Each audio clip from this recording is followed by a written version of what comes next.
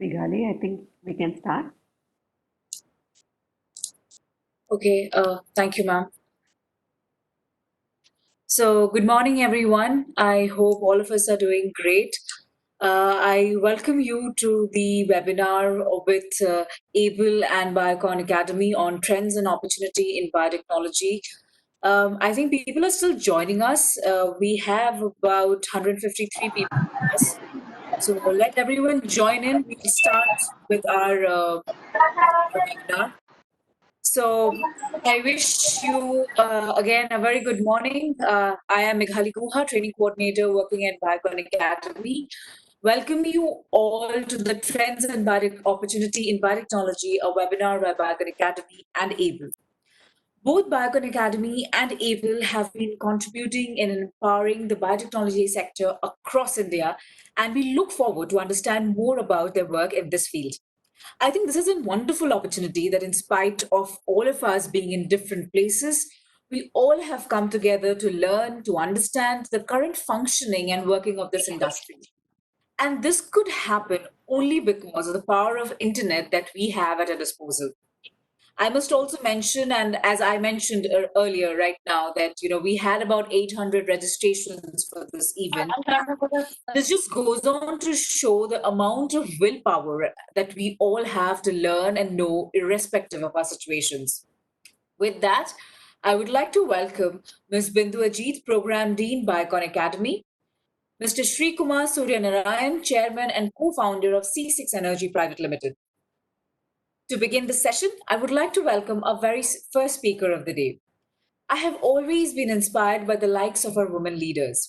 I have always been awed by the way our women leaders handle both the home and work. And today I'm only happy to work under one such leader and be mentored by her right from the day I joined work. She is a postgraduate in analytical chemistry from Madras University, has a bachelor's degree in education. She's certified project management professional from Project Management Institute based in the US, along with a numerous certificate in IT sector. She has 25 plus years of experience of working in varied education and learning and development areas with leading organizations like ANZ, Oracle, Convergys, and NIIT. I welcome Ms. Bindu Ajit, Program Dean, Biocon Academy, to address the crowd on role of Biocon Academy in enhancement of employability. Thank you, Meghali. Thank you for the kind note. And I'm sure in another decade or so, you will be also among the women leaders whom you would be inspiring many other people too. And yeah, you were saying about women leaders. I'm sure men are also balancing work and home these days, especially during the lockdown, with making chapatis and sweeping and mopping, washing vessels. I think everybody has started sharing the responsibilities. So thank you again, and I'll start sharing. And I'm really delighted to have this webinar along with Abel, who's doing so much in the area of biotechnology. Once again, I would request everybody to keep their videos off and keep themselves muted so that we can use the bandwidth effectively. Sushanta Sao, I can see your video is on. Please stop the video. I'll just share my presentation now.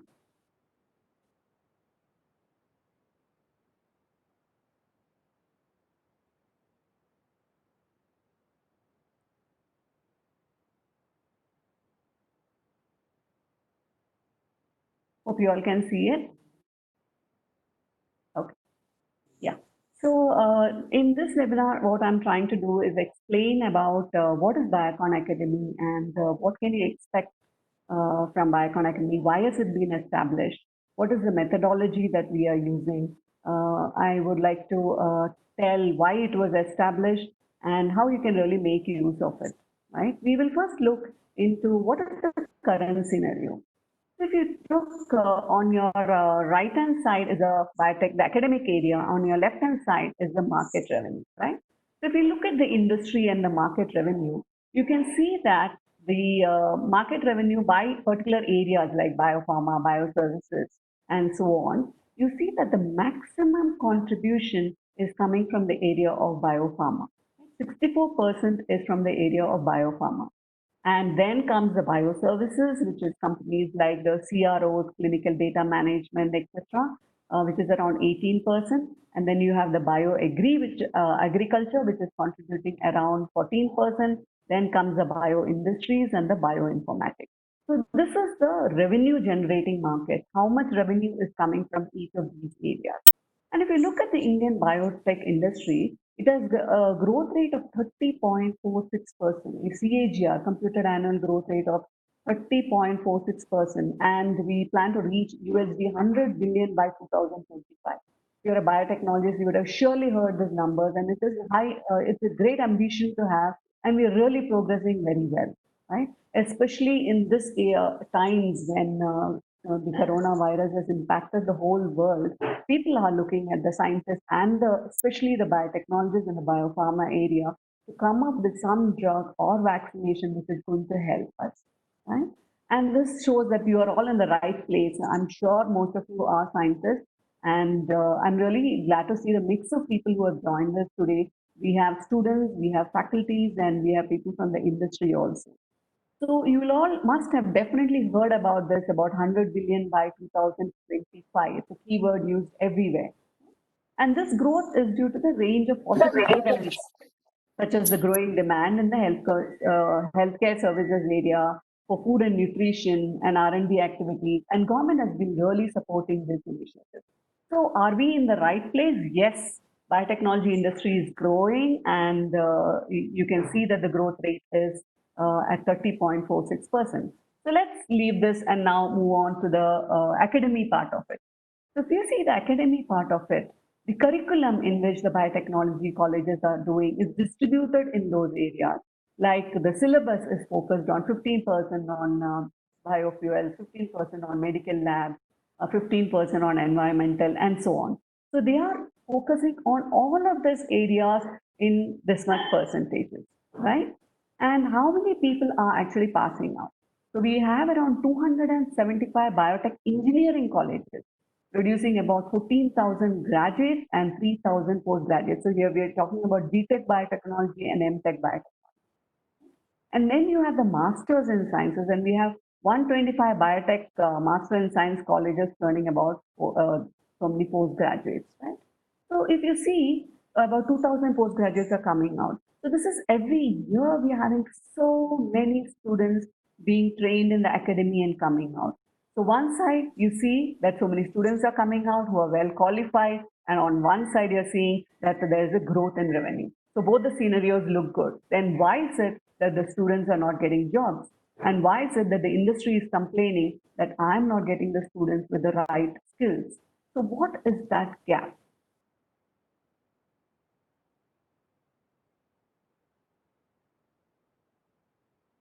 So what we want to say over here, the qualifications that you get and the theory that you're learning, you're doing your BTech course, MTech course, or your MSc in life sciences, it is not the same as getting the right skills. Let's take an example here about driving a car. Right? So we normally join a driving school. Suppose we don't join a driving school and we read all the books about driving, and we see, okay, there is gear change, there's clutch, there's accelerator, and how we need to move it, what is the brakes, when do we use which gear. We learn all this in the theory concept, and then we go for a driving examination, which is talking about the signals that you need to show and everything. So I'm ready now. I've learned the theory, and I have this cleared the driving test, right? But can I drive a car with that?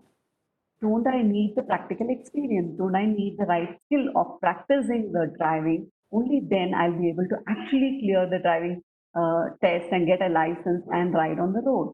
It's similar situation here, right? So we have the theory, we have the concept, we know what is what, but we do not know the application of it in the industry. We do not have the right skills which the industry is looking for. That is the gap fixes between the academy and the industry. So if a person has got 98% in, and finished their MTech in biotech, do they immediately get a job? No, they don't. Why? Right? When you go for an interview, first of all, interview opportunities itself don't come. And then when you go for an interview, they understand that you don't know what all are the departments in a biotech, biopharma company. You don't know what a regulatory, what is NRA, what is IRA, what do they do, right? So that means the company will have to invest a lot of time teaching you those skills. So the amount of time invested in training the freshers takes a long period. And the industry is growing really fast. They don't want to invest that amount of time. So what they do is they try to take people who are really experienced. That saves time for them and they can move faster. But how will the biotech industry grow if everybody are going to take people from different companies, right? So there is poaching. Somebody goes from BRL to Biocon, Biocon to Serum, Serum to so on. So how long are we going to circulate in this area? We need the students to get jobs, and we also need the students to have the industry skills, and we need the biotech industry to grow. And that is why we had established Biocon Academy, right? So our main objective is to address the bridge that exists, the gap that exists between academy and industry, and ensure that the students have the necessary industry skills. With that, the industry can invest less amount in the training, and they can move faster. So we are known as the Center of Excellence for Advanced Learning in Applied Biosciences. So it is not only in the area of biotechnology that you will see all the courses that we are doing. So it is not just biotechnology that we are doing. It is in the area of எங்க பின்னாடி biosciences. மாதிரி white ஷர்ட்ல Can you just mute Shivani? Thank you. So that is why Biocon Academy was established, and it was established in the area of 2000, the year of 2014. So we have almost completed 6 years now, right? So why is it that Biocon Academy has been successful? Like if you take our courses, we get around 300 applications for a batch, which takes around 30 students, and we have to, filter out and take the students. So why is it that there is such a success for Biocon Academy, and what is the model or the pedagogy that is we follow? So this method, Biocon Academy model, which I'm showing you here, has been designed by a lot of education experts and by industry experts sitting together and designing what would be the best. So if you take the first part here, where the theory is shown. Amol, can you please mute?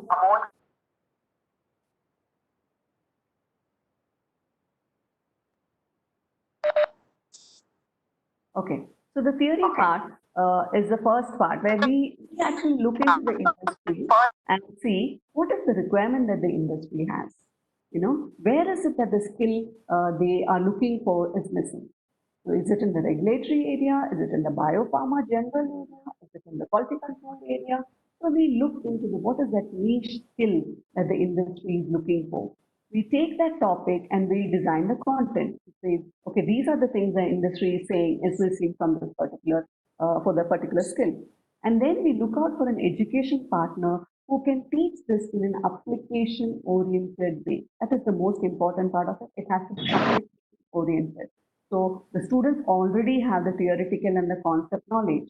How is this getting applied in the industry is the most relevant here. Right? So our education partners has been KGI, Tech Graduate Institute, which is based in California. We are doing many programs with them. We also have a program with BITS Pilani, and we have another program which we have launched recently with MS Ramaiah College of Arts and Science. So now what do these education partners have to do? So they have the students come into the class in the morning, and these people teach how each concept is getting applied in the industry. And how do they do that? If you see, most of the people from these have industry exposure. They have worked in industry before. They have the experience, and so it's easier for them to teach how the concept is getting applied in the industry. So they use case studies, they use project-based learning, there is quiz. So it's not like an ordinary classroom where you go sit and the teacher keeps lecturing and you don't have to, you might listen, might not listen. Here, it starts with a quiz. So they test your knowledge, they make you read research papers, case studies, you solve the problems that is there in the industry. Okay, this is a scenario. How do you solve this? There's group discussions, there's presentations, and so on. And in some of the colleges like Ramaya, where we felt that some of the faculties do not have the industry exposure, we actually brought them to Biocon and got them trained by the industry experts. They went around the industry, saw what the department does, and learn from the industry experts so that they can give application-oriented. So the education partners also give the certificates. The evaluation is done by them, where they use their learning management system and they give the certificates. Like if you take KGI, they give you around 12 credit points for the program, which you can then, when you go to US to do your PhD or something, you can use these credit points to study anywhere in US. Right? So that is the role of an education partner. Remember the keyword application-oriented teaching is what happens in that part. Then if you see the functional visit part, right? So in the functional visit part, which is called as the experiential learning, is where the industry supports us. So I've written the names of Biocon and Syngene here, and it depends on which course you're enrolling for. So I'll take an example of the biosciences program where KGI is the education partner and Biocon is a functional visit partner. What does it mean by functional visit? So I told you in the morning, the faculties are actually teaching them. So we all sit in a classroom in Biocon Academy, which is based in Bangalore in Electronic City, and you all have your laptops and it's virtual learning. So the faculty is sitting in US or they might be sitting for BITS Pilani in Goa or Ramaya in Bangalore itself. Amol, can you please mute your line? So they would be sitting there and teaching the students. And sorry, I'm getting distracted when the sounds keep coming in.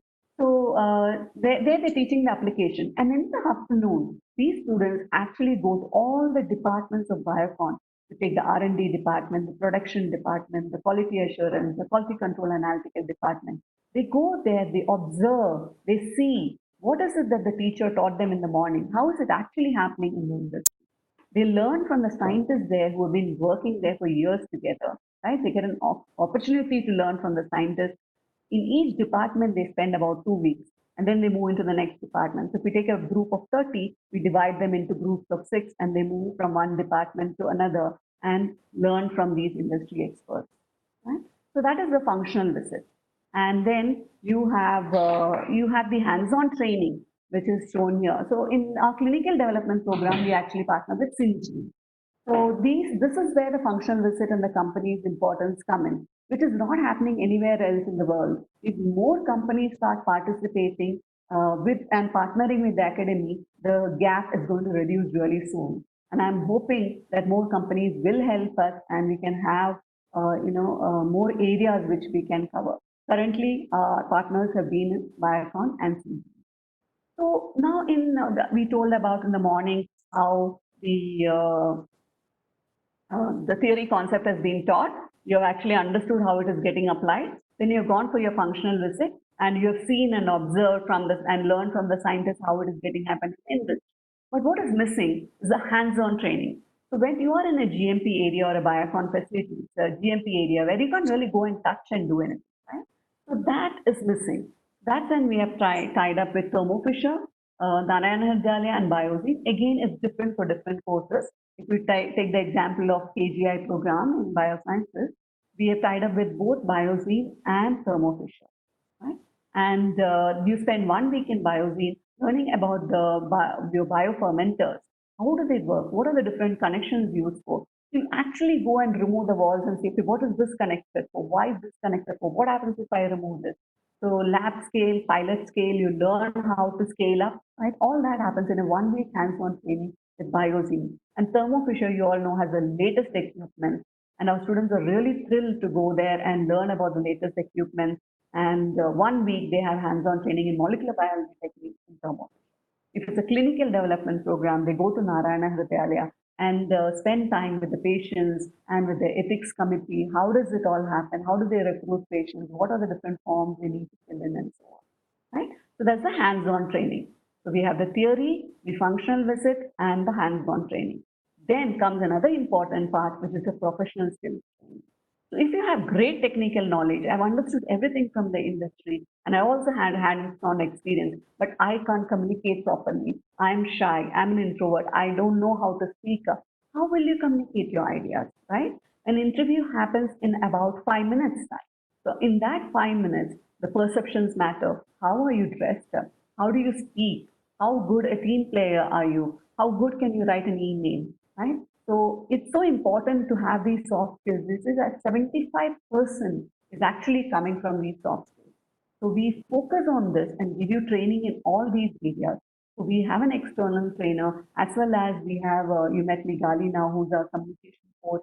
She also, she's there constantly with the students so that daily monitoring and feedback can be given to the students to improve them. And I used to believe, being in the learning and education development area for many years, that the soft skills cannot be imparted so quickly. You can't really learn that so quickly. But in 4 months' time, I've seen the change in the students. That is because they're able to apply whatever is taught to them. Constant feedback is given to them, and the next day they have another presentation where they try to improve on this area. Then they have another project they need to present. So constantly, and they work in teams. So you have students coming from all over India, right? So it's from West Bengal, Tamil Nadu, Kerala, any of the states you take, and we have students from there. We have different qualifications. We have BTech, MTech, MSc, and we ensure that the team is built in such a way that it is a mix of people. So you learn to work and do projects with them. So you learn how to work in a team, because when you go to a company, that's a very important skill to have. How do you work in team, right? So the success is not just for you. You have to succeed as a team, and then as a company. Only then there is true success. So this is our model which we follow for all our programs.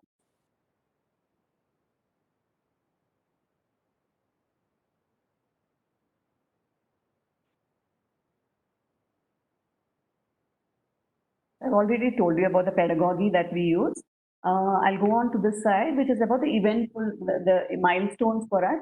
So what are the programs that we have done so far? So I know there are faculties also who have joined in here and industry experts. I'll tell you what is the gain for the industry in this. So we started with the first program, which is with KGI, which is the Biocon-KGI certificate program in biosciences. We have finished 16 batches with 100% placement record, and batch 17 is now in progress. So batch 16 placement is still pending, and batch 17 we just launched on Thursday. Right, so we had to go online this time. So we will be doing 2 weeks online, and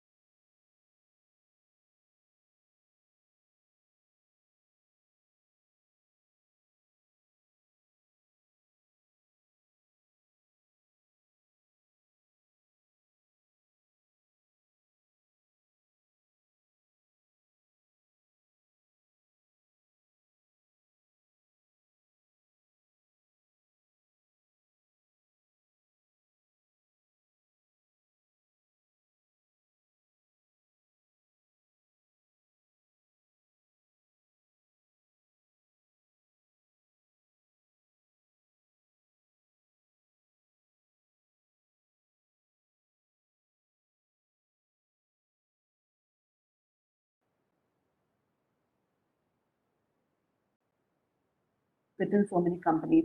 The advantage for these companies is that they have to now spend less time in training these students because this training, the students have exposure to the area. If you take a quality control analytical program, they work 1 week with Thermo Fisher in Bombay, their center of excellence, where they learn everything about the instruments. So when a quality control analytical requirement comes from any of these companies, why would they not take these students and why would they go to colleges and take the students? Because these students are already being trained, right? So that is the advantage for companies to take students from recruit students from us.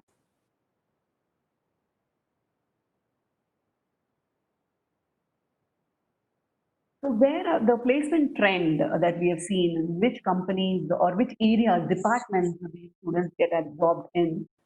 We have seen that most of that is in the quality area.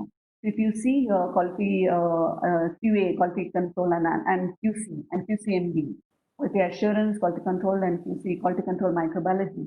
If you take this whole thing as a quality, then that's the maximum area where our students are getting placed, and that's the area where there is demand, right? Then we also have 83 in the area of production, 77 in the area of R&D. And we also have students or alumni who have started their own company, or teachers, I mean, who have been teaching for about, say, 5 years, and then they wanted to get into the industry. Or some of them just wanted to get that experience of how an industry works, did this course, and has gone back to college to teaching to help their students have much more better understanding of about how a biopharma industry works. So we have also had students who have decided to join an HR area or a communications area too, right? And marketing. Many of our students have shown interest in marketing too.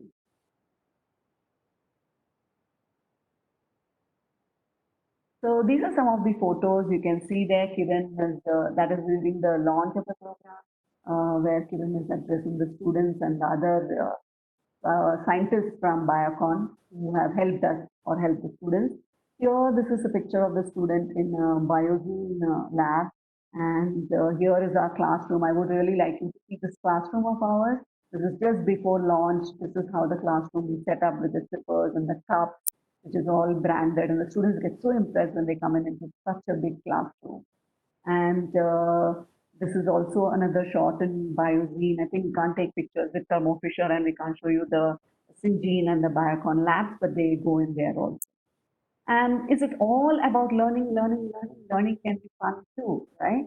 So we do have, cultural day celebrations, and these you can see the students having fun there. So one is the during our Christmas time we play Secret Santa game, and these are all the blue t-shirts which our students are wearing, and they've gone to school where they play with the students, have games with the students and interact. So half a day in this course they actually spend time with the school. And the CSR initiative, another CSR initiative of Biocon, which is Biocon Foundation, and go to village, go to the lakes where Biocon has worked to improve them.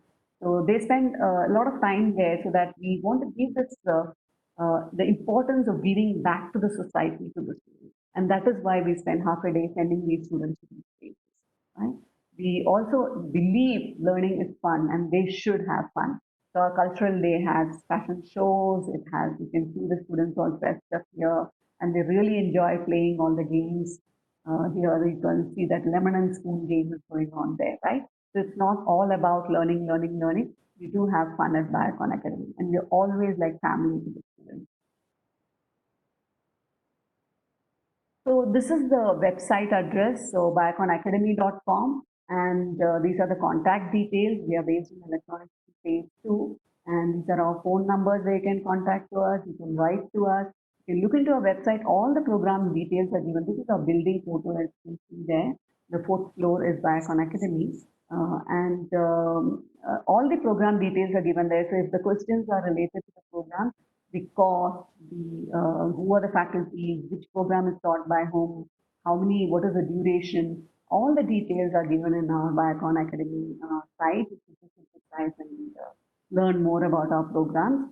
I would like to play a quiz now. Let's not end it this way with the details, but I would like to play a quiz.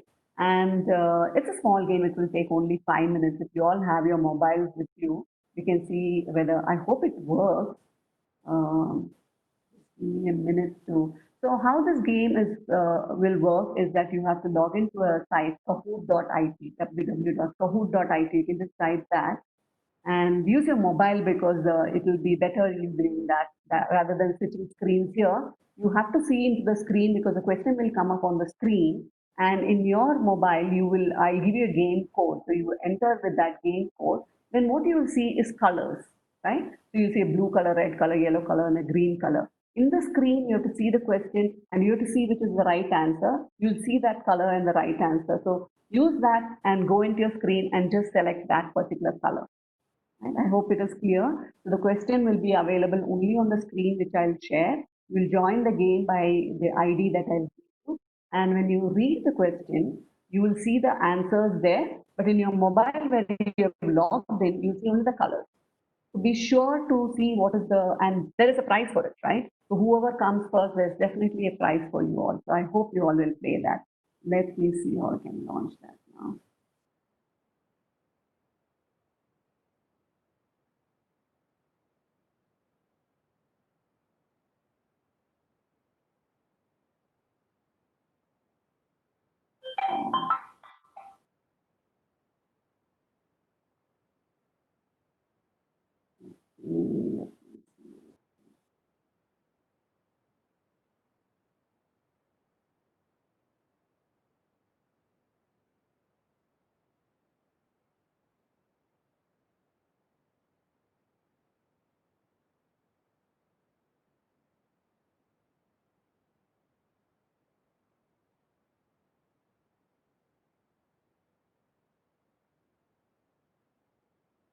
What are you seeing in the screen, Meghali, now?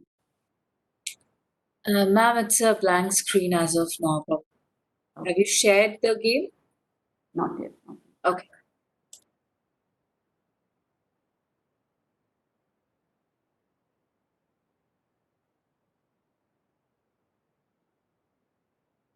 The website is a little bit slow. I'm going to give you the game ID now. I hope you have all reached the kahoot.it page.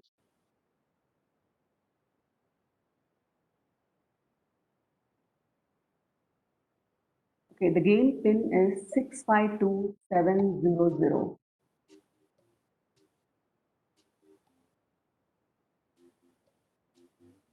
Let me remove this music part. Okay. 652700 is the Kahoot ID. And then the game pin. I can see players are joining in.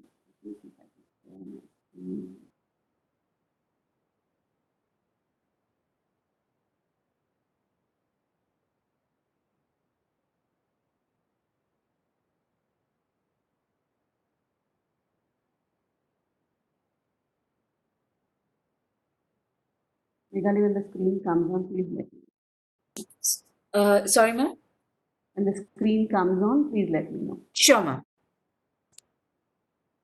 Okay, I can see 82 players have joined in. So each question. Yes, it is on. We can see it. Okay, so that's the game pin. I hope all of you have entered in. There's a prize. Please log in. You can see 92 players have logged in.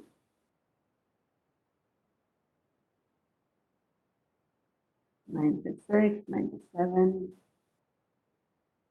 I think when it's 100, I'm going to start. Okay, there are players still logging in. Just wait a minute. Drink of water.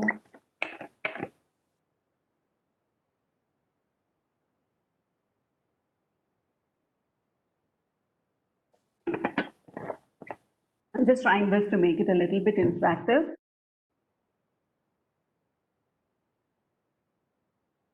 If the Biocon Academy team will also be playing, but if they win, I'll give the prize to the second person. There are 120 players now, and the numbers are constantly increasing. So I'm just thinking, you can see the numbers there, right? Meghali, you can see the numbers. 125, 120.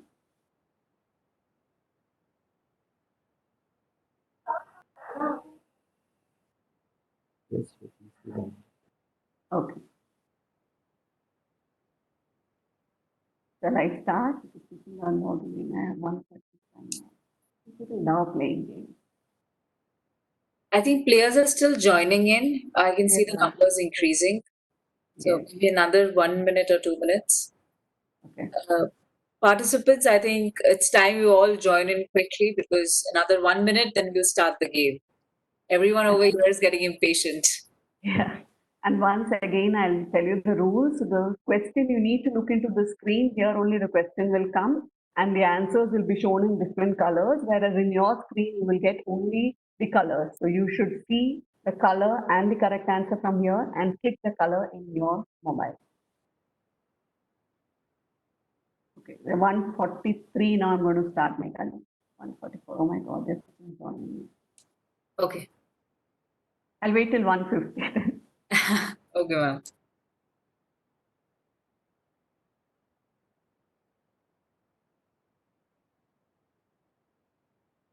I think I'll start at 1:45.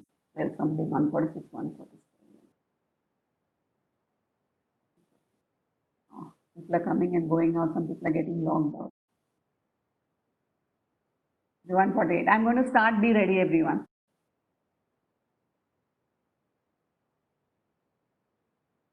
So there are only 5 questions. Hope you can see the question. Biocon Academy is the dash initiative of Biocon. Those are the answers. And the fastest person, gets more points. So the faster you answer, the better.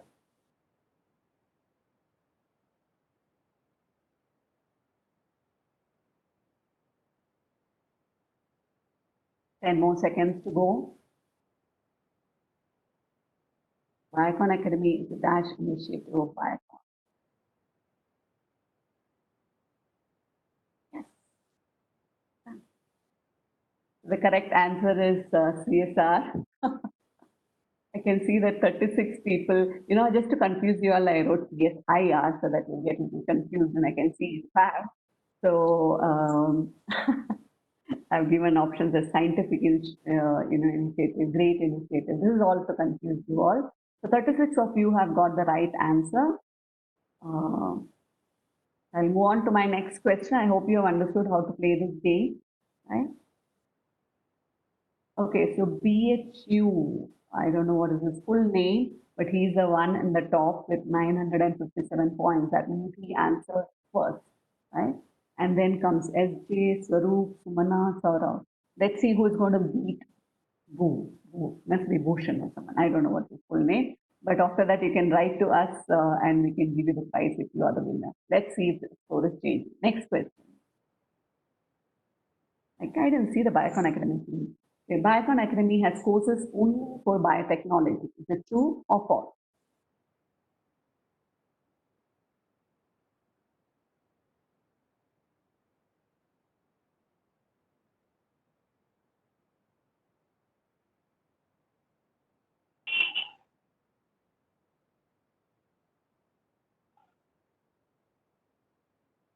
Time is going up. 7 seconds, 6 seconds. We have got 127, 139, 140. Oh my God, everybody is answering. Okay, let me see what is coming. What? That's true. Right. So many of you have got the right answer now. Right? So let me see who has come at the top. Ooh, Swaroop has moved up and Boo has come down now. There's Amu, SJ, and Priyanka is also among the top 5. So 1,900 points, Swaroop. Very good. Well done. And now everybody has got the hang of it. So I'm moving over to the next question. Biocon Academy placement percentage is, easy one. I hope all of you get the right answer.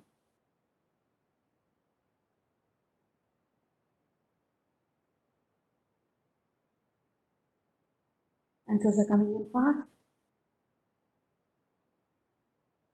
I'm sure some of you might have bandwidth issues, so you might not be able to get in first.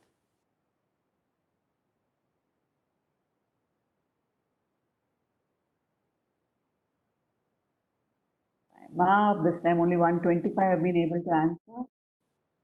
Yeah, majority have given you the right answer. So it's not 50, it's not 75, or it has been 100% placement record for all our courses. I'm glad majority of you got the right answer. Let's see who's at the top now. Sarup is still at the top. Who has gone out of the game? He had some bandwidth issues. So 2,899. And SJ is also at 2,899. I wish you had all given the proper name so we will get to know it. So yeah, Sarup is still at the top. I hope so. Sarup is not from Biocon Academy. So you really listen carefully to the webinar. Okay, I'm going to the next one now. Functional visits means learning from, is it graduate institute, Thermo Fisher and Biology, Biocon and CV, what are the think and answer. Functional visit. It was explained in my model. Experiential learning.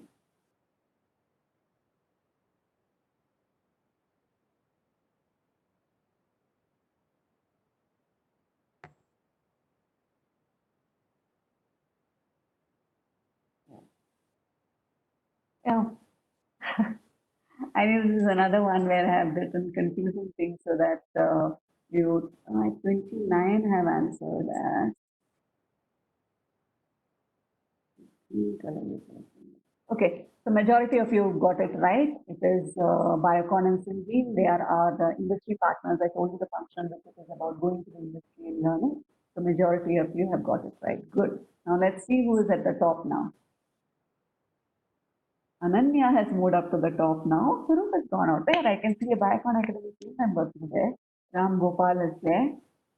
Kiran, Priyanka, and Praveen. So good, Ananya. Ananya's bandwidth must be really good. She's immediately kicked it and got it, right? Okay, go to the next question. Biocon, this is the last question, I think. Biocon Academy website address is. I'm not going to read the answers. It's a very simple one. Let's see who turns out to be the winner now. Because that's the last question. This is interesting, right? There are so many fun ways to learn. And so many tools out there which you should explore. All the people who are in the field of education.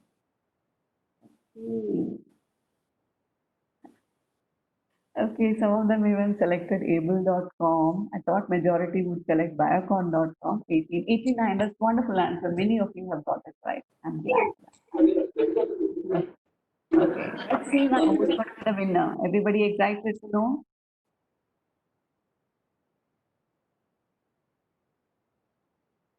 So third prize is for Praveen. Can you take a screenshot of this, Nidya, please?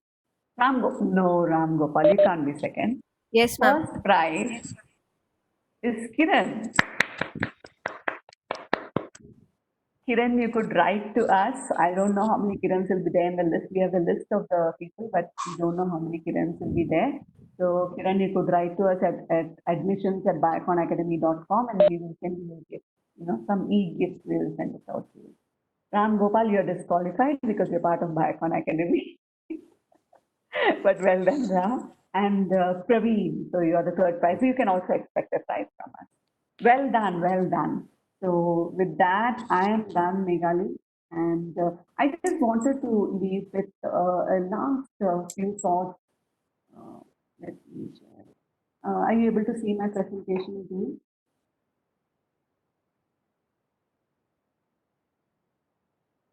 Meghali, are you able to see my presentation? Yes, ma'am. Okay. So 3 important tips that I want to leave you with. Okay, just remember it. Never stop learning, right? So every time, whether you are 50 years, 80 years, 70 years, 10 years, or whatever age you are, never stop learning. Always look what is the latest trend and what is it that you need to be the expert in. You can have an expertise in one area, but people are all looking for a T-shaped personality now. So you need to be knowing many areas and have an expertise in one area. That is that T-shape, right? So never stop learning. Don't think that, okay, I have now got a job, I'm settled, I don't want to learn. The moment you start thinking, you will stop growing, right?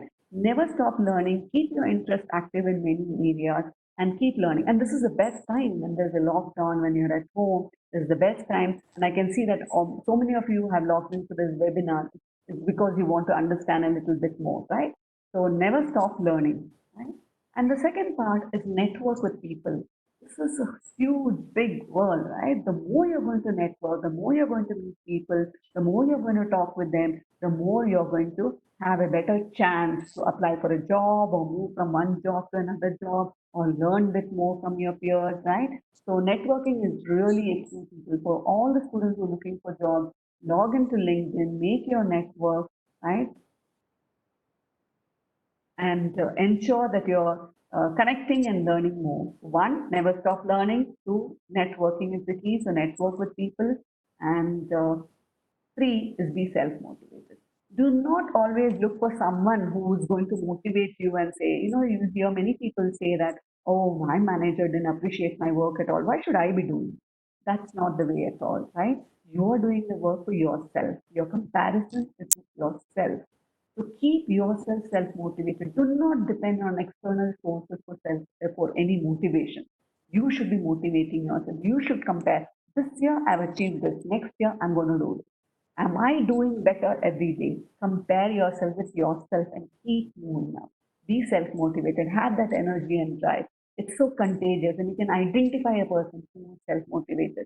Do not be a complaint box and keep blaming the system or the tools, but be self-motivated and keep progressing. So all the best to all of you. These are the three important points that I want you all to remember, and I hope you had a good understanding of Biocon Academy too. You can write to us. I've given you all the details, and all of you know our website too. So feel free to write to us, and thank you once again. Thanks, Meghali. Over to you. Thank you, ma'am. I think it was a lovely, lovely presentation and a talk. I think this was perfectly tailored for the mix of audience that we have. We have students, we have faculty, we have working professionals. It was so beautifully tailored. The current scenarios, the numbers, and I think especially the car example that you gave, that you can read a lot of books and yet not know what is how to drive a car unless and you have the hands-on experience. I think that is a takeaway point for most of us over here. Closing the statement that you made, that never stop learning, and I think I must mention you, that you never stop learning. So yes, I think we all should learn that, keep learning, keep self motivated. So these were the key takeaway points for me, and I'm sure for all of our participants. So thank you so much, ma'am. Thank All you. right. Moving to our next speaker of the day, he has a long association with Biocon of at least 25 years. He was formerly the President of Research and Development at Biocon Limited and the Chief Scientific Officer to the company. He has an adjunct professorship at the Department of Biotechnology, IIT Madras. He's also a member of governing and advisory board body of several institutes and centers promoted by the Department of Biotechnology, Government of India, and served as the Chief Executive Officer for the Translational Health Science Institute at the National Capital Region Biosciences Cluster, Government of India from 2009 to 2010. He holds a bachelor degree in chemical engineering and a master's degree in biochemical engineering from IIT Delhi. In 2001, he was awarded the Biotechnology Process Development Award by the Government of India. I welcome Chairman and co-founder of C6 Energy Private Limited, Mr. Shrikumar Suryanarayan, to speak on trends in biotechnology sector and the role of ABLE. Okay, thank you. Can you hear me? Yes, Yes. sir. Okay, fine. I would like to add a point, Dr. Shrikumar here. Yesterday, I was talking to the President HR of Biocon, and the moment I said that this webinar is going to be done by you, he said, "Oh, he is a very important person. He's the person who shapes the Biocon R&D." So glad to have you here. Okay, thank you very much. Can you see the presentation? Yes. Yes, sir. Yeah, okay. Good. And so what I will do is, for the audience, just to complement what Bindu has said, biotechnology is indeed a very exciting field. And in the next uh, half an hour or so, what I'd like to do is give you a glimpse of what exactly and why exactly it's so important. And, for people like you, perhaps you can decide how you can follow your passion and how you can make a difference to our country and to the world. So while I'm going to talk about the trends in biotechnology sector and the role of ABLE, the underlying question that we have is what can the biotechnology industry do for the Indian economy and its people? And the people who are going to drive this in the future are people like you who are going to come in and make a huge difference in the next 15 to 20 years. So with that, let me just jump into the kind of sectors that biotechnology can make a huge difference in. And the short answer is that what can biotechnology do? It can feed, it can heal, it can fuel not just the world, but of course India. And in addition, it can clothe, build, clean, and protect. Everything in a sustainable and environmentally friendly manner. So that's the real power of biotechnology. So if you come to think about it, when you get up and go about your daily life, almost everything that you're doing, whether it's now and in the future, whether it's the fuel that you might put into the car, that's touched by biotechnology. Whether it's the food that you eat, that's touched by biotechnology. And most importantly, your health, your well-being, even the pair of jeans that you wear, that has also been touched by biotechnology in very interesting ways. And not to mention all the, how we go about treating the environment. So let me give you a little bit more of an example. In, say, very briefly, I mean, each one of these sectors, you can spend a whole day on discussing. But let's just talk about food and agri-biotech. And, for a country of 1.2 billion people and increasing, and as our lifestyle improves and our, the quality of the food that we want to eat increases, we need more food to feed our population. So we need to increase the grain and fiber yield. And we have to do this without using more resources because water is scarce. Fertilizer is extremely damaging to the environment. Pesticides are very damaging to the environment. They're all chemical compounds. They affect the balance of the microorganisms and the insects in the environment. And there is an increasing realization that there are probably more sustainable ways of doing it. And for all of these, whether it's to increase the yield, decrease the operating cost, improve the water usage, our agricultural soils have been degraded. For instance, in the early days of agriculture, even perhaps in the 1960s, a very important measure of the health of our soil was what is called the humus content or the organic matter content. And that used to be around 0.9 to 1%. Nowadays, it's down to 0.1%. And that is very dramatically affecting the quality of our soil and the ability of our agriculture to produce crops to support a large population sustainably. In the 1960s and the 50s, we may have been about 300 to 400 million. Today, we are more than 3 times the population. Our land has not increased and our fresh water has decreased. So it's really one of the big contributions of biotechnology is the key to India's food security. If you have a food and health and a roof over your head, that's more than anyone else can ask for at this point of time. And biotechnology has a very, very important role to play in that.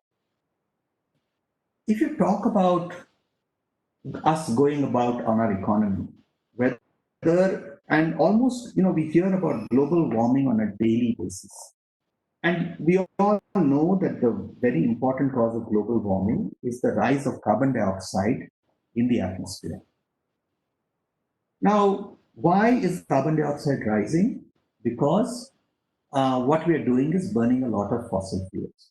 And it is incredible the amount of fossil fuels we are burning. And what do fossil fuels represent? They represent very, very old plant material. You know, plants that were made a million years ago, buried deep into the earth, and that became oil. And you all know from basically when plants grow, what do? When plants grow, they use sunlight, and using a process called photosynthesis, they capture carbon dioxide from the air and they convert that into storage polysaccharides like starch, sugar, whatever else, you know, just like plants do nowadays. The same process that has happened millions of years ago. And then these plants got buried in the ground. So when today we extract petroleum from the earth and we make crude oil, actually what we are doing is that we are releasing all that old carbon dioxide that was trapped in the ground. And why do we have to do that? Because when the plants grew, they used the sun's energy and they trapped it in these carbohydrates. And so all the energy that you have in crude oil or petrol today is nothing but the old sunlight from millions of years ago. And because we need that energy, because we have to use that energy, and it's an easy available source, the price that we are paying today when we pull out crude oil and use it in our petrol and diesel is that we are to release that old carbon dioxide. And what is the problem with releasing carbon dioxide? Is because carbon dioxide is like a one-way mirror. So it allows the sunlight and the heat to come into the earth, acts like a greenhouse almost, and doesn't allow it to go back outside of the earth. So the more carbon dioxide there is in the atmosphere, the hotter and faster the earth heats up. So it's very important that we now try and break out of that cycle. And huge thrust on renewable biomaterials, ethanol, butanol, biodiesel, biogas, all from plant matter that was grown today, not millions of years ago. So what is the advantage when we have plant matter that is grown today? Plants that are growing today are taking the carbon dioxide from the atmosphere that was generated now. They're using the sunlight that is falling on the earth now. And then they're converting that to starch, sugar, or cellulose, which can be converted to fuel. So when we burn it, we are not increasing the total load of carbon dioxide in the atmosphere. So this is a big and very important thing. And in fact, in renewable ethanol and fuel is one of the most important sectors of biotechnology for the future and very important for climate change. If you think about it, India imports about 150 million tons of crude oil every year. And if you want to make it, and you know, that's a huge amount of biomass if you want to make it out of fuel. So these are all big challenges for the country. You can imagine how much, and India doesn't have any big resources of crude oil. So, particular, I think if we could make India's economy based on renewable fuels, we would be doing our country two big services. One is we would be cleaning the environment, and secondly, we would be making India strategically self-reliant. You know, because all of that foreign exchange that's now going out of the country to import the fuel can now be saved. So it's actually more than any other country. India is the third largest consumer of energy in the world. So for our own future and for our economic health, it's really important to become renewable. So just to give you an idea how much work there is to be done for biotechnology here. And of course, it doesn't matter if we have petrol or if we have food to eat if our health is not okay. And you know, and that's where, as today, one of the biggest sectors of biotechnology is healthcare. Whether it's vaccines, whether it is stem cell therapies, whether it's monoclonal antibodies, diagnostics, biomedical devices. This is one of the biggest and most vibrant sectors of our economy, because the first thing, you can't, unless we are healthy, we can't do anything else in the world. So health is, as I say, wealth. So really speaking, if you think about the major impact that biotechnology can have all across the economic value chain, this is massive. Nowadays, of course, you can really see the kind of effect that biotechnology can play in this COVID-19 pandemic. And I'd like to actually, because I know there will be some interest, I'd like to actually spend a few slides to take you through how biotechnology is playing a huge role in the COVID-19 pandemic, what is happening in India, and just to give you an idea of what's happening. So, the last time that we had a major pandemic like this was 100 years ago. That was called the Spanish flu. That happened in roughly 2018. 1918. And the world is really wasn't prepared for something like this. And eventually, like the Spanish flu passed, this will also pass. But it will leave some, people are trying to predict what it's going to look like.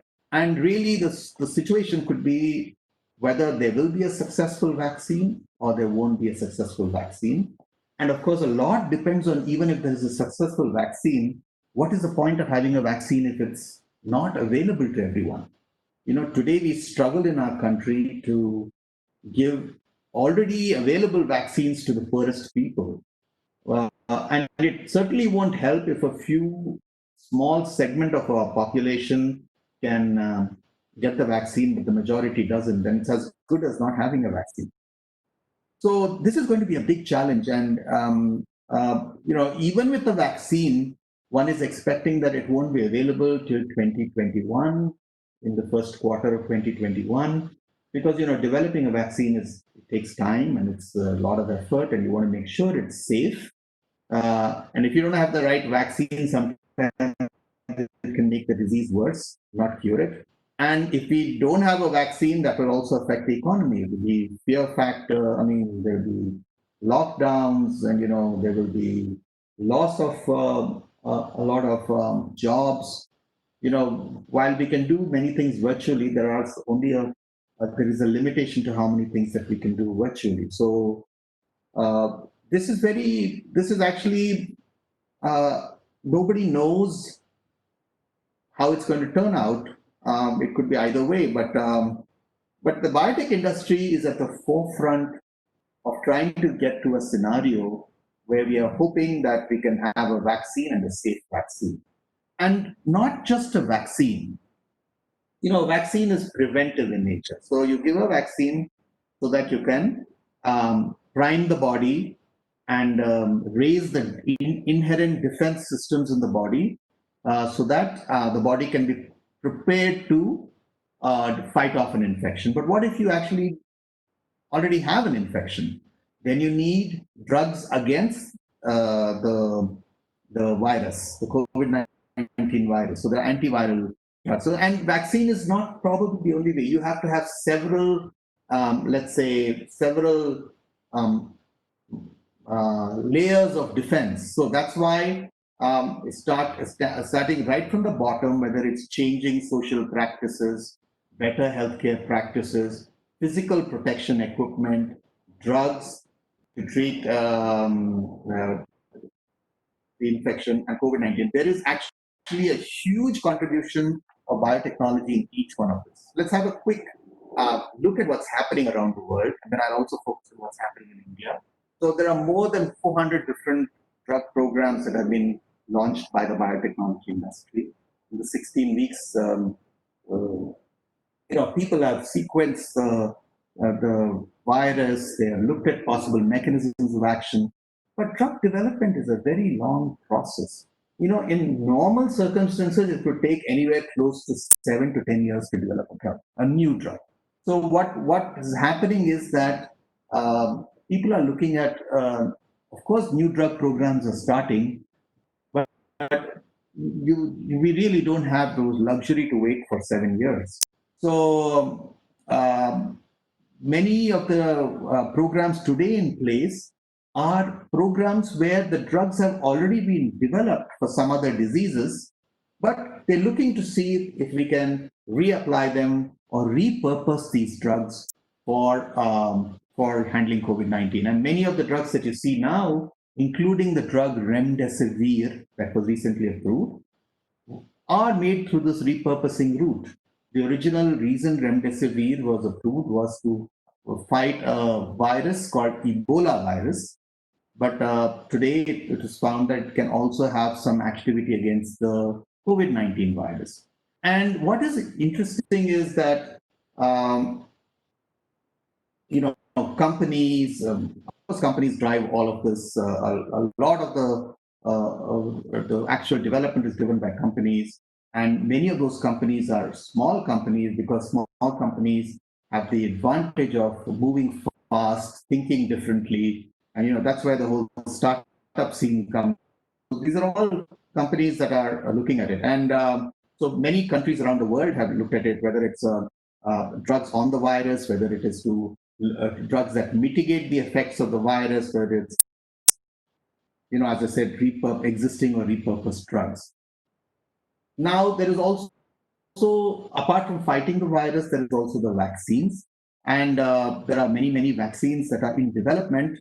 And I think the best estimate for any successful vaccine candidate to be approved would be either early next year or the end of the year. And, the good thing is that many of these vaccines are also being developed in collaboration with companies in India. So nearly 140 vaccine candidates are under clinical trials.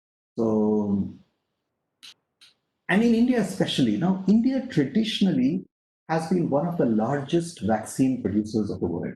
Whether it's the vaccine for measles, mumps, rubella, whether it's for many other diseases. There are very large companies in the world, for example, Bharat Biotech, the Serum Institute, who actually produce these vaccines, and India is one of the largest exporter of vaccines in the world. So when this COVID-19 came in, all of these Indian companies actually have jumped to the fore because they have very large manufacturing facilities. And they have all collaborated with different companies around the world, and they will manufacture, for example, Bharat Biotech will manufacture about 30 million doses of Covaxin. That's one of the vaccine candidates. But you can imagine that, even if they make 100 million doses, our country is 1.2 billion people and the world is 7 billion people. So this is a very, very large undertaking. So we will need many vaccines. I mean, it is doubtful who will actually receive the vaccine, if everyone will receive the vaccine in time. So we will probably have to take a strategy where we can take the most vulnerable people, maybe people over 65, and vaccinate them first, because of all the people, they are the ones who seem to have the highest proportion of deaths. And the younger people have stronger immune systems, so they are much more safer.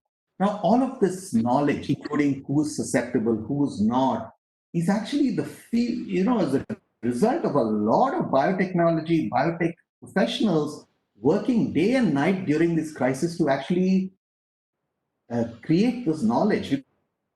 Because if you had taken the same time, say even 6 months ago, how much did we know about the COVID-19? People have been able to clearly say in January that older people are actually more susceptible than younger people. Just 6 months ago, nobody would have had the answer. Would people have known that why the virus is actually causing the death? And it causes a death because it infects your lungs and it really creates a huge cytokine storm and an immune response in the lungs, and that is actually one of the primary causes of death. All of these mechanisms was found by biotechnology researchers working day and night during this crisis So if there's any industry that has been at the forefront in the last 6 months in the world, one of the most important things, it has been the biotechnology health industry.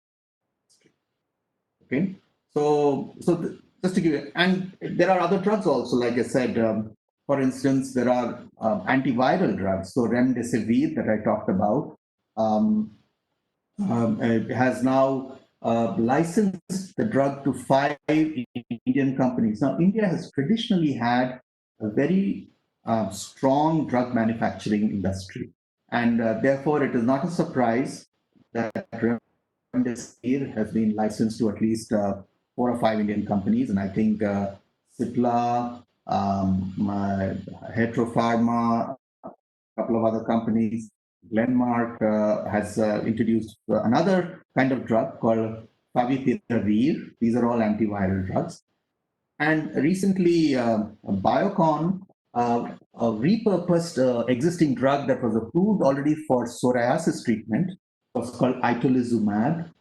And this was repurposed because it was found that it was very effective in damping down the cytokine storm, which causes severe lung damage in COVID patients. And so that has recently been approved. So there's more and more developments coming up every day, whether it's drugs, whether it is vaccines, whether it's even diagnostics, because in order to treat COVID, you have to first know there has been COVID. So there is enormous amount of activity in diagnostics, all of which requires biotechnology professionals in various fields.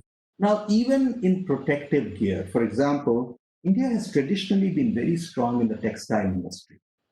And now what has happened is that the entire textile industry, for example, textile companies in Tirupur in Tamil Nadu, okay, have completely repurposed themselves to make face masks and protective equipment using specialty textile, using textile, for example, face masks where you have medicated face masks, where you have antiviral compounds impregnated into that. So this is all, traditional technology and biotechnology coupled together, and the testing of these face masks. And as a result, India has become one of the largest exporters of personal protective equipment, or PPEs, globally at very short notice. And not just face masks and textile, even rubber gloves or disposable gloves. All of this has actually, companies in India, entrepreneurs in India have jumped up to the occasion, and they have come forward, and they have really made a mark in terms of not just helping India but helping the world. And that's really the power of what we can do as a country, and as an industry.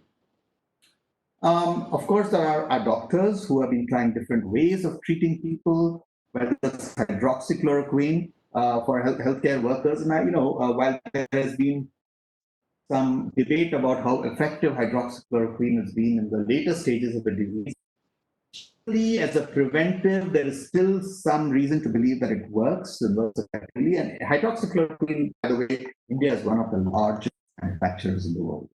Why is it such a large manufacturer? Because hydroxychloroquine is been traditionally used for treating malaria, and India, malaria is still very endemic in India, and as a result, India has huge abilities to produce hydroxychloroquine. So this is a great example of a drug, and even the other new drugs that are now being repurposed for treating COVID. All of this is very India has a big role to play. Similarly, plasma therapy, where you take recovered COVID patients and then you extract from then they ask them to donate some blood, and then from that blood you actually recover certain proteins from the blood called antibodies, which have fight the COVID virus. So it's a good way of quickly giving some treatment to people who have been affected, and it's well developed in India. India has a large number of people who got affected, and a large number of people who recovered. Therefore, the availability of plasma is also potentially very large. If many people in India, if they make up their minds, they can donate the blood. But again, the good thing is that all of this happened and including the testing and the diagnostics happened in India so fast because we have so many people who have been trained over the years, whether it's at places like Biocon Academy or whether it's in various other universities and colleges, who completely understand what this subject is. For example, the diagnostic test that is very commonly used in to detect COVID-19 uses the RT-PCR technique. Now, the RT-PCR technique is a pretty sophisticated technique. But you know, the good thing in India is that we have so many people who have been trained over a period of time that they can all handle these kind of techniques. They understand these techniques. And that is a tribute in a way to the investment that the country has been making over so many years, over 20 to 30 years in training people in various areas of biotechnology. This is the time we're all coming to fore. You know, we are understanding, we're not, it's not like a bunch of people who say, what does PCR mean? No, people actually know this. So that's really very nice to have for any country. Similarly, you know, things are going to change. So, you know, in the COVID-19, you know, people will, maybe the drive-in theaters will become more popular, open-air drive-in theaters. That's actually happening in Chennai, in Bangalore. Then maybe our cities will get less crowded, and there'll be new, as I say, it's unprecedented in human history. You know, this has never happened, and so and last time that anything was like this was recorded was 100 years ago. So this is going to leave a mark for sure. There is no doubt about it. The world will not be the same, but I think as biotechnologists and as aspiring biotechnologists, you have a good ability to understand and react to this rationally because it is, after all, a virus like any other virus. It's a biological entity. So now let's shift gears a little bit and let's talk about India's bioeconomy as such, what it was like in 2019. I know it may be of some interest to you. So there are, you know, in terms of large biotechnology companies, there are at least 600 large core biotech companies. There are more than 3,000 different startups. There are 500 plus biotech products available. There are now a lot of incubators. You know, when you have an idea, you want to start a company, you can actually get some place, some laboratory place, some you know, chemicals and some infrastructure equipment, all of which you don't have to buy yourself to start. So you can kind of rent laboratory space in an existing incubator and you can get started. And there are a lot of people who are teaching biotechnology, research institutions who are teaching people. So this is an amazing ecosystem that wasn't existing even 10 years ago. You know, it was, so the potential for biotechnology to make an impact in the future economy of India is absolutely huge. You know, it is just beginning, so to speak. And you can see that naturally the biggest sector of all the startups and all the activities is in the biopharma industry. For example, out of the 300 startups, more than 2,000 or more than 2/3 of them are in the biopharma industry, but increasing numbers in agriculture, industrial, information technology related to biotechnology, and other contract research services. So that is increasing. As I told you before, biotechnology has a role to play in feeding, fueling, and healing the world. While much of the effort has been on healing, I think increasingly feeding in terms of food and agri and climate change, you know, fueling and cleaning up the world is going to become increasingly important. And they've been ramping up. So you can see ABLE has actually compiled these kind of statistics. ABLE is the Association of the Biotechnology Enterprises in India. So they've, you can see that in 2017, there were 1,700 startups. Since we started tracking it in 2019, there are 3,300 startups. And just last year, about 656 startups were set up. And this is probably likely to increase in the future as well. So briefly, where do we want to go as a country? And you can see that in 2018, ABLE tracks this. In fact, ABLE was the first industry association to boldly set out a statement saying that we would like biotechnology to be a $100 billion industry in 2025. And that has now become a rallying cry across people. Everybody is now working together. Of course, no one person alone can do this. Everybody is working together to say, can we make it a $100 billion industry in 2025? And hopefully we will make it there, because we were 51 billion in 2018, we were 62 billion in 2019. I think the coronavirus may actually accelerate this because of the huge demand for all kinds of technology, equipment, products made from biotechnology.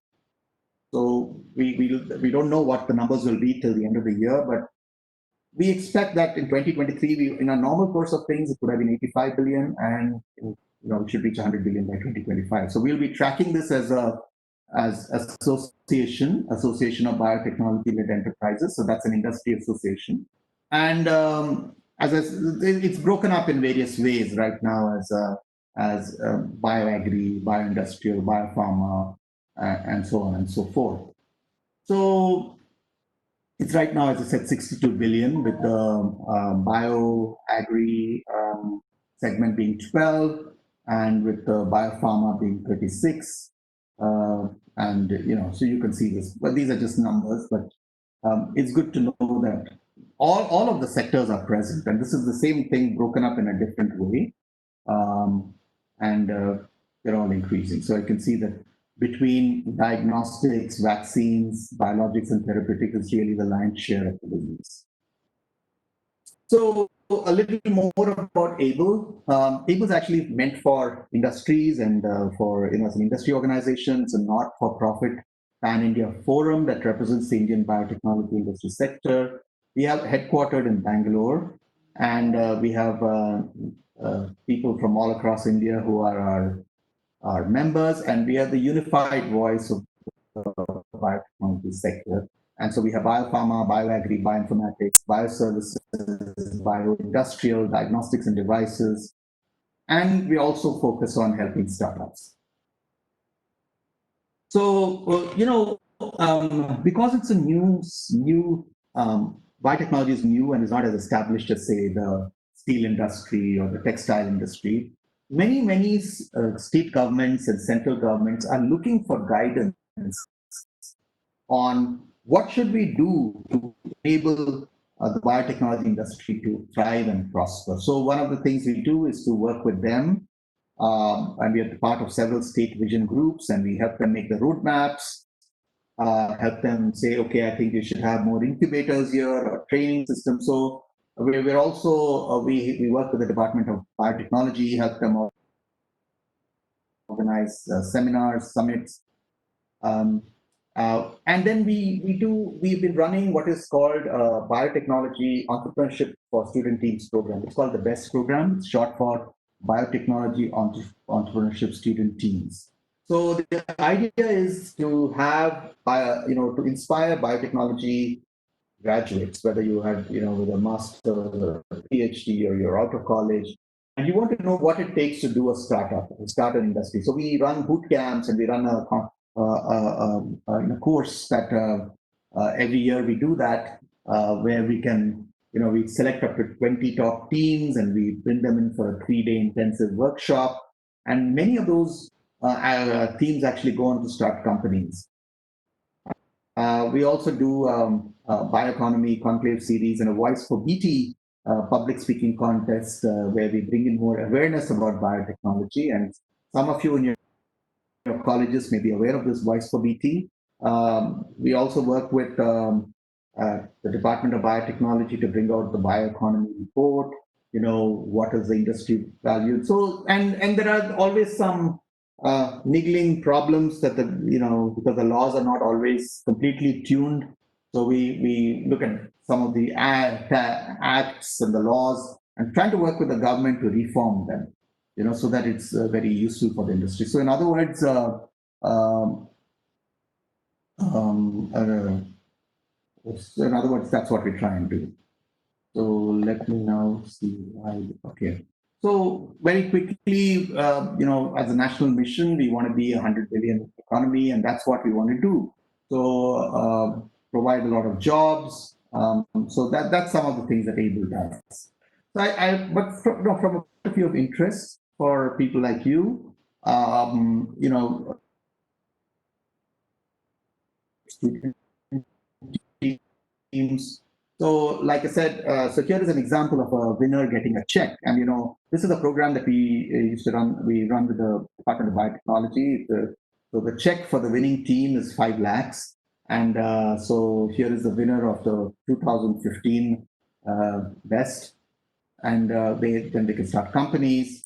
So this is in 2017, one of the best the teams actually won the ET Startup Awards in 2017. So over 20 odd companies have been formed over the last 10 years by the best winners, and they've all gone ahead to start these companies. And this is interesting.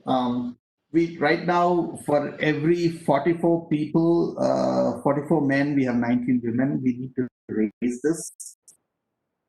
And we're hopeful that as we go, and I think the gender ratio is rising, so I hope it will become 50-50, or in fact more than 50% women as we go by, to reflect the kind of gender leadership that we have in our country. And a little more about, it started in 2009, and you can see the various companies that got started in various sectors of biotechnology. So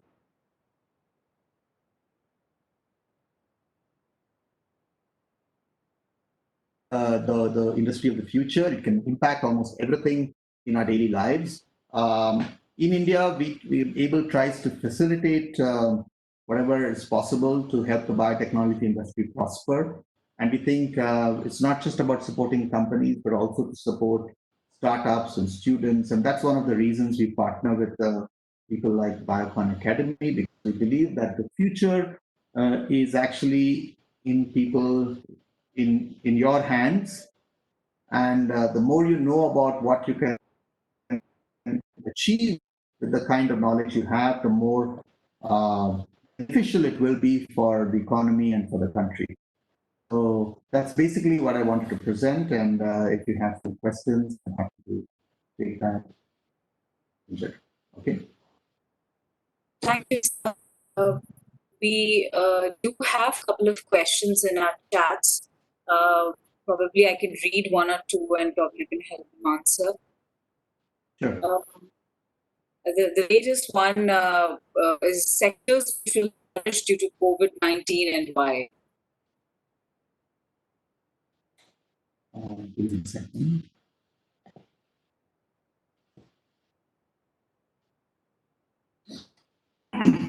Okay. Do you still see me, or am I disconnected?